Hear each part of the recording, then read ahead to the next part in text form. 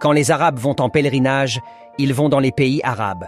Quand les Juifs vont en pèlerinage, ils vont en Israël.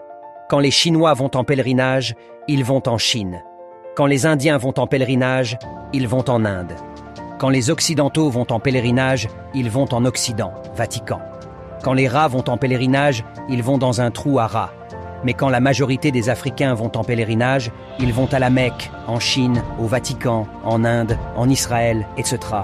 Aucun Juif, aucun Chinois, aucun Européen, aucun Indien, aucun Arabe, même aucun rat ne vient en pèlerinage en Afrique. C'est toujours les Africains qui se baladent naïvement comme des prostituées spirituelles à la recherche des dieux de la Bible et du Coran. On se demande si ce sont ces dieux qui sont perdus ou si ce sont les Africains qui sont perdus.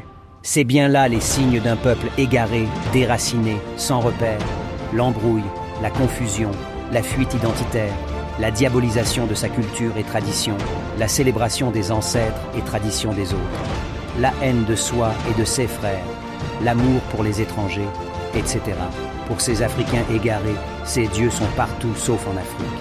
Ce n'est pas de leur faute. On leur fait croire depuis des générations que leur culture et leurs traditions ancestrales africaines, c'est la sorcellerie. Les pauvres y ont cru, alors que c'était juste une stratégie pour les éloigner de leur maison et venir les piller pendant qu'ils sont absents.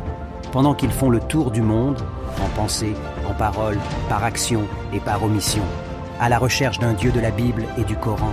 Surtout, ne leur dites jamais que aucun de tous ces dieux n'existe dans la réalité. Ne leur dites pas que ces dieux, au regard des faits, ne sont que des concepts, des images, des mythes, des purs produits de notre créativité et notre imagination.